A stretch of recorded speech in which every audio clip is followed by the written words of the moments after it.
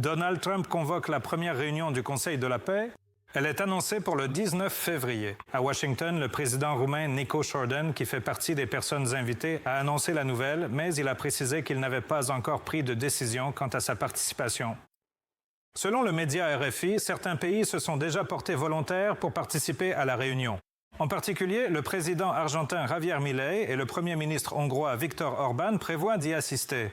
En revanche, la France, l'Italie, la Norvège, la Tchéquie et la Croatie ont déjà refusé d'y participer. Le Conseil de la paix a été initié par le président des États-Unis qui a organisé une cérémonie solennelle lors du Forum économique mondial à Davos. 19 pays ont alors participé à la cérémonie, principalement des États du Moyen-Orient et d'Amérique du Sud. Parmi les rares dirigeants européens, Viktor Orbán, le Premier ministre hongrois, a signé les documents fondateurs. Aucun pays d'Europe occidentale n'a participé à la création du Conseil de la paix. Donald Trump promeut cette structure sous sa direction comme une alternative à l'ONU, bien que formellement, le Conseil de la paix soit censé régler la situation dans la bande de Gaza. De plus, l'Indonésie prépare déjà des casques bleus potentiels pour le plan de paix de Trump. Pour l'instant, il est prévu de se concentrer principalement sur les besoins humanitaires.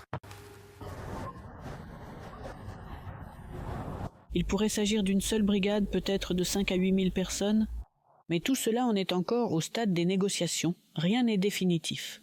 Il n'y a donc pas encore de certitude quant au nombre.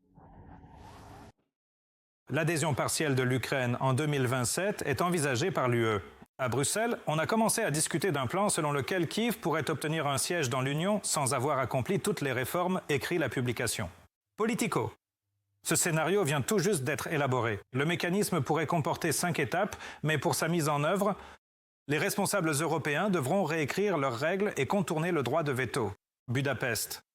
Selon le magazine, ce plan pourrait permettre une entrée en vigueur au stade de la mise en œuvre des réformes, mais sans pour autant les simplifier. Ce concept est déjà désigné sous le nom d'expansion inverse.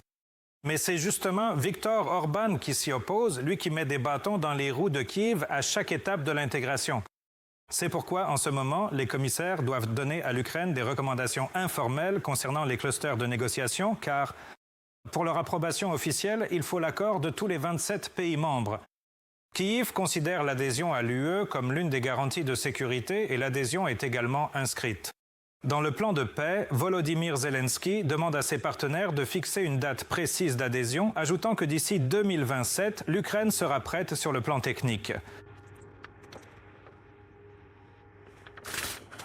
Un meurtre retentissant dans la région de Rivne. 5 personnes ont été retrouvées mortes dans le bâtiment de l'ancienne école. Des déplacés de la région de Donetsk et de Rodjenka, dans la région de Kirovorad, y vivaient. Le principal suspect serait un homme de 72 ans, lui aussi originaire de l'est de l'Ukraine. C'est lui, selon les enquêteurs, qui, lors d'une dispute, a attaqué les autres habitants avec une hache et un marteau. Toutes les victimes sont mortes sur place. En ce moment, la correspondante de KTSN, Anna Makno, travaille sur place. Elle peut nous donner plus de détails en direct? Alors, qu'a-t-on pu apprendre jusqu'à présent? En particulier, connaît-on les raisons d'un tel crime? Qu'est-ce qui a poussé le meurtrier potentiel selon la version de l'enquête? Bonjour Sviatoslav. Oui, nous nous trouvons actuellement sur les lieux du crime.